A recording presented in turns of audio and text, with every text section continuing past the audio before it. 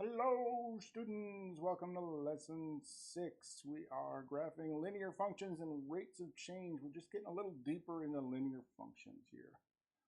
Specifically, we're looking at functions in tables and trying to see if they're linear. So if they're linear, they have to go up uh, in a constant manner. So linear and constant are pretty much together all the time. So this is going up by 2, but this is going up by 1, and this is going up by 3. But this is going up by 2, this is going up by 1, and this is going up by 3.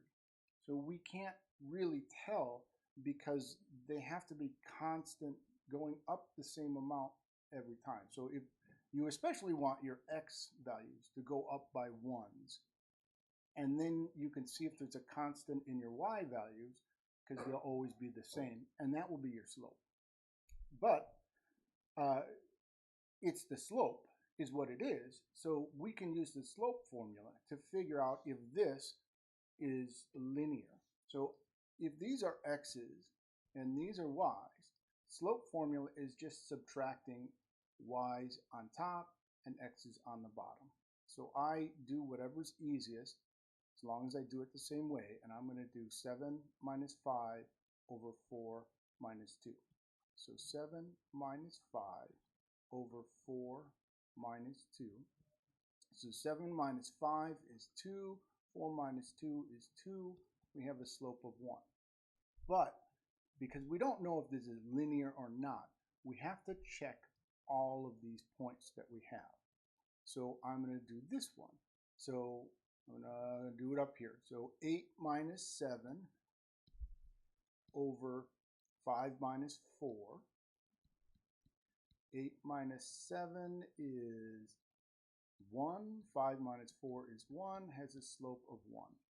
And then I'm going to check the last one, and that's 11 minus 8 over 8 minus 5.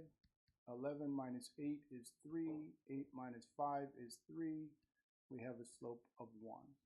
So we kind of thought it was always going to be 1 because all of the things seem to be even.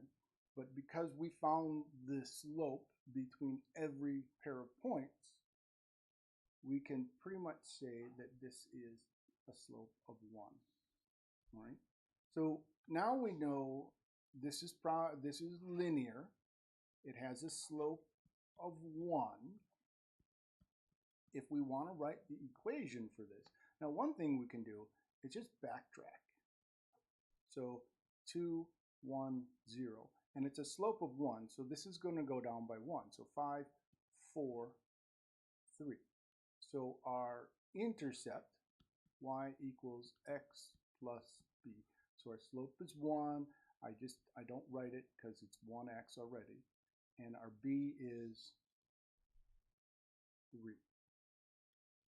I can double check that by putting an x and a y into this equation. So if we have y equals x plus b, if my x is 2, I can't even see that. My x is 4, my y is 7. So I just put a 7. X is 4 plus b. Subtract 4 on both sides. B equals 3. So yes, we know the equation y equals x plus 3. It is linear, slope of 1, intercept of 3. Okay? So let's do that for all of these. I'm just going to do it 3 times just so you get to know. So I'm going to do 9 minus 4 and 3 minus 2. So 9 minus 4, 3 minus 2, that's 5 over 1, which is 5. 16 minus 9, 4 minus 3. 16 minus 9, 4 minus 3. 16 minus 9 is 7. 4 minus 3 is 1. Now 7 and 5 are different. So this is definitely not going to be linear because I have to get the same slope between every 2 points. So this one is not linear. How to figure out what it is something you'll learn later in algebra, probably in high school. All right, so let's check this last one. So 1 minus a negative 3, 1 minus 0.